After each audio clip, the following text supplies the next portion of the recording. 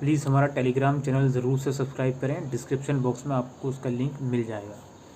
Hello everyone, आप देख रहे हैं चैनल अमीन इन्फो। एसओएल के 5th सेमेस्टर के जो एडमिशन फॉर्म है या एग्जामिनेशन फॉर्म आप इसको बोल सकते हो, या सब्जेक्ट चूज़ करने वाला फॉर्म आप इसको बोल सकते हो, ये रिलीज़ हो गए हैं। फ्राइडे को इवनिंग में ये फॉर्म रिलीज़ हुए हैं 28 अक्टूबर को। और पॉलिटिकल साइंस ऑनर्स के अलावा बाकी 4 कोर्सेज़ के फॉर्म रिलीज़ हो गए हैं। पॉलिटिकल साइंस ऑनर्स का अभी 4th सेमेस्टर का रिजल्ट नहीं आया है, दैट्स वाई उसके 5th सेमेस्टर के फॉर्म अभी नहीं निकले हैं। फॉर्म से रिलेटेड बहुत सारे आपके सवाल हैं, बहुत सारे, जो आज मैं इस वीडियो में रिजॉल्व करने की कोशिश करूँगा। बिकॉज यहाँ पे सेकंड फेज़ के रिज़ल्ट नहीं आए हैं, और इवन मार्च अप्रैल में सेकंड फेज़ का एग्ज़ाम होता है, उसका रिज़ल्ट बच्चों का अपडेट नहीं हुआ। रिवोल्यूशन के लिए अप्लाई किया हुआ है बच्चों ने। बहुत सी XYZ बच्चों की क्वारी है। एक्स स्टूडेंट है, यानी कि ग्रेजुएशन क्लियर है लेकिन 5th या 6th सेमेस्टर में कोई सब्जेक्ट रहता है, या ड्रॉप ईयर स्टूडेंट है, लास्ट ईयर एडमिशन नहीं लिया था। तो बहुत सी क्वारीज हैं जो इस वीडियो में हम रिजॉल्व करने की कोशिश करेंगे। सबसे पहले बात यार, अभी जो है फॉर्म निकले हैं रिसेंटली, और लास्ट डेट फिलहाल नोटिफाई नहीं है। तो लास्ट डेट जब नोटिफाई होगी तो आप लोगों को बताया जाएगा। फिलहाल के लिए कोई लास्ट डेट नहीं है, इतना समझ लीजिए। कम से कम 15 से 20 नवंबर तक आपके ये फॉर्म चलते रहेंगे। कम से कम 15 नवंबर तक ये फॉर्म आपके चलते रहेंगे, बिकॉज जो एग्ज़ाम है आप लोगों के 30 नवंबर से हैं, और 30 से 15 दिन पहले 15 नवंबर आप समझ लीजिए हद से हद डेडलाइन है इसकी फॉर्म की। ठीक है जी। अच्छा, अब इसके बाद यहाँ पे हम बात करते हैं फीस की। काफ़ी बच्चे क्वेरी कर रहे थे। फीस आपकी लगभग 4,000 के आसपास होगी, और ये फीस आपकी दोनों सेमेस्टर की जाएगी, 5th की भी और 6th सेमेस्टर की भी। ठीक है जी। 4,000 के आसपास आपकी फीस जाएगी, 5th सेमेस्टर की भी और 6th की, दोनों की इंक्लूड होगी इसमें। आपको फिर 6th सेमेस्टर में कोई अलग से फॉर्म या अलग से फीस भरने की ज़रूरत नहीं पड़ेगी। इसके बाद हम बात करते हैं ड्रॉप ईयर स्टूडेंट की। अब ड्रॉप ईयर कौन से स्टूडेंट होते हैं, इस बात को समझिए। आपने 2021 में आपको एडमिशन लेना था सेकेंड ईयर थर्ड ईयर में, लेकिन आप नहीं ले पाए थे।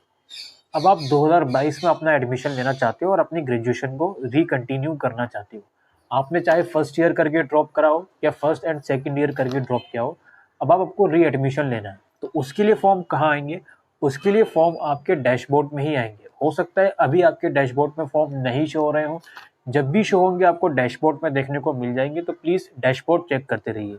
अगेन आई रिपीट कि ऐसे स्टूडेंट जो अभी दोबारा से अपनी ग्रेजुएशन करने वाले हैं, यानी कि ड्रॉप कर दिया था उन्होंने पिछले साल एडमिशन नहीं लिया था, जिसकी वजह से वो ना तो दिसंबर वाले एग्जाम दे पाए ना मई जून वाले एग्जाम दे पाए। अब वो दोबारा एडमिशन लेना चाहते हैं अपना, तो उनकी भी जो एडमिशन है डैशबोर्ड में ही आएंगे। आप लोग डैशबोर्ड ज़रूर से चेक करते रहिए। इसके अलावा ऐसे स्टूडेंट जिनकी ग्रेजुएशन कंप्लीट है, कंप्लीट इन द सेंस 3 साल हो गए हैं, लेकिन उनका किसी सेमेस्टर में ईआर है, चाहे आपका 5th सेमेस्टर में ईआर हो सकता है या फिर आपका 6th सेमेस्टर में ईआर हो सकता है। इन बच्चों को भी फॉर्म भरने पड़ेंगे। वो फॉर्म आपके डैशबोर्ड में ही आएंगे। अभी शायद ये फॉर्म नहीं आए हैं, लेकिन प्लीज़ आप लोग डैशबोर्ड चेक करते रहिए, वहीं पर आप लोगों के फॉर्म आएंगे। चाहे आपका 5th सेमेस्टर में ईआर हो या 6th सेमेस्टर में ईआर हो या इवन 4th या 3rd में हो। कहने का मतलब ये है कि आपकी ग्रेजुएशन कंप्लीट है लेकिन आपका ईआर है। अब यहाँ पे एक चीज़ समझिए, ये फॉर्म 5th सेमेस्टर वालों के हैं। आपका अगर 5th सेमेस्टर का फॉर्म भरते टाइम आपको 3rd या 4th सेमेस्टर का कोई इम्प्रूवमेंट देना है, या फिर आपकी 3rd या 4th सेमेस्टर में कोई ईयर का केस है, आप फेल हो या एब्सेंट थे, एग्ज़ाम नहीं दिया था, तो उस कंडीशन में 5th सेमेस्टर का जब आप फॉर्म भरोगे तो नीचे आपके सेकेंड ईयर के भी सब्जेक्ट शो होंगे, 3rd एंड 4th सेमेस्टर के। तो जिस भी सब्जेक्ट में आप फेल थे, एब्सेंट थे, या फिर इवन आप इम्प्रूवमेंट देना चाहते हो, तो उसके आगे बॉक्स बना हुआ है छोटा सा, उस पर आप टिक कर दोगे और देन फिर आगे प्रोसीड करोगे। अगेन आई रिपीट, आप ये फॉर्म भर रहे हो 5th एंड 6th सेमेस्टर का। इसके साथ साथ अगर आपका सेकेंड ईयर के 3rd या 4th सेमेस्टर में कोई ईयर का केस है, कोई एब्सेंट का केस है, या फिर आप इम्प्रूवमेंट देना चाहते हो, तो वो भी इसी फॉर्म के साथ आप लोगों का भरा जाएगा। कोई अलग से फॉर्म उसका नहीं आएगा। तो फॉर्म भरते वक्त मेक श्योर कि आपको अगर इम्प्रूवमेंट देना है या कोई ईयर या एब्सेंट का केस है, उस पर आप ज़रूर से टिक करें। अब सबसे बड़ा बवाल जो मचा रखा है एसोल ने, वो है सेकंड फेज़ के रिजल्ट का। देखो यार, जहाँ तक बच्चों से मुझे फीडबैक मिली है, जिस बच्चे ने सेकंड फेज़ 4th सेमेस्टर के एग्ज़ाम अगस्त में दिया है, चाहे 1 या 2 या सारे ही एग्ज़ाम, उनके डैशबोर्ड में शायद अभी एडमिशन फॉर्म का लिंक नहीं आ रहा है। तो ऐसे स्टूडेंट वेट करें।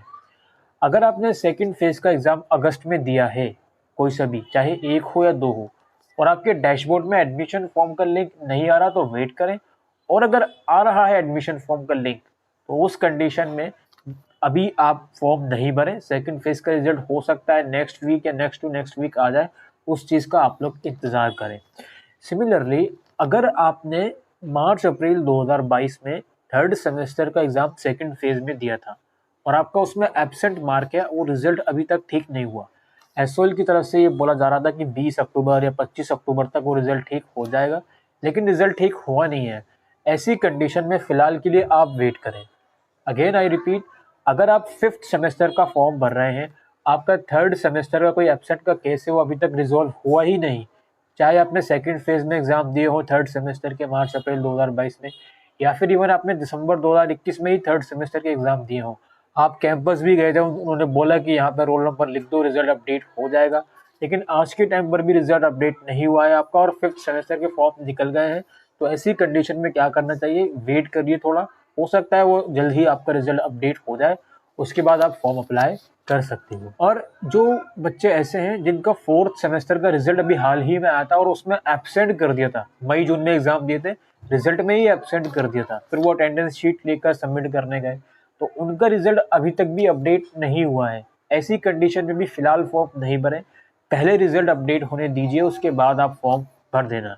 इसकी जितनी भी फर्दर अपडेट्स आती रहेंगी तो मैं आपको बताता रहूँगा कि या रिजल्ट अपडेट हुआ है, नहीं हुआ है, फॉर्म भरें, कब भरें, कैसे भरें, क्या करें।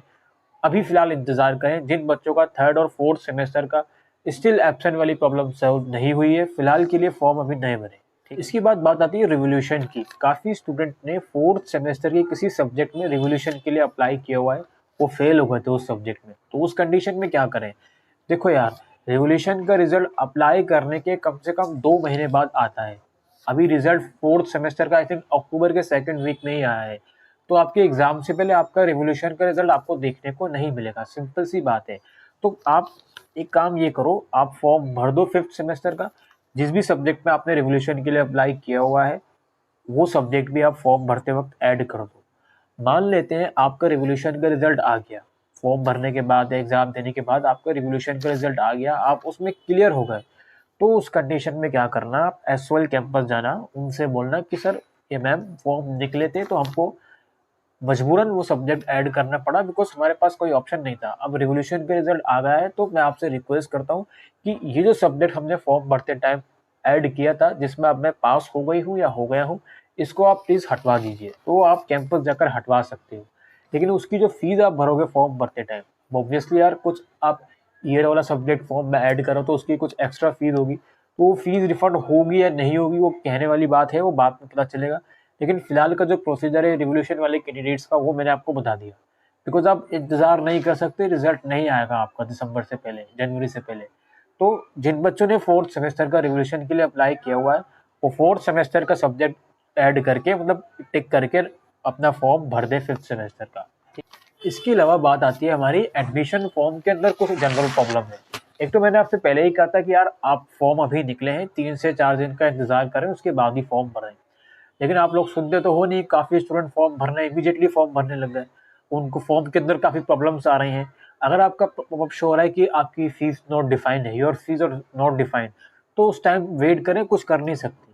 और लॉगिन करने में दिक्कत आ रही है आपको, तो वेट करें या फिर ठीक से ट्राई करें, लैपटॉप से ट्राई करें, दूसरे डिवाइस से ट्राई करें, लॉगिन हो जाएगा। आपने पेमेंट कर दी, पेमेंट आपके अकाउंट से डिडक्ट हो गई, तो उस कंडीशन में क्या करें। अगर पेमेंट डिडक्ट हो गई, फिर रिसिप्ट नहीं मिल रही है, तो कम से कम 48 से 72 घंटे का इंतजार करें। आपने पेमेंट का ट्राई कर रहे हो, बार बार पॉपअप शो हो रहा है कि your last payment is active, तो आप लोग उस ऑप्शन को बार बार प्रेस ना करें। बार बार प्रेस करोगे तो वो ब्लॉक हो जाएगा, फिर कैंपस जाकर उसको रिजॉल्व करना पड़ेगा। अगर वहाँ पे शो हो रहा है your last payment is active, wait for 60 minute या फिर वेट फॉर 120 मिनट्स, तो 60 या 120 नहीं, कम से कम 8 से 10 घंटे तक उस पोर्टल को लॉगिन ना करें, उसके बाद ही उसको ट्राई करें।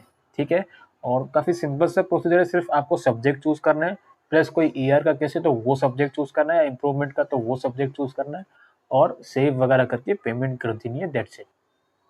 इसके बाद स्टूडेंट डैशबोर्ड में माय अकाउंट टैब में जाकर देख लेना कि आपकी फी रिसिप्ट थर्ड ईयर की आई है या नहीं आई।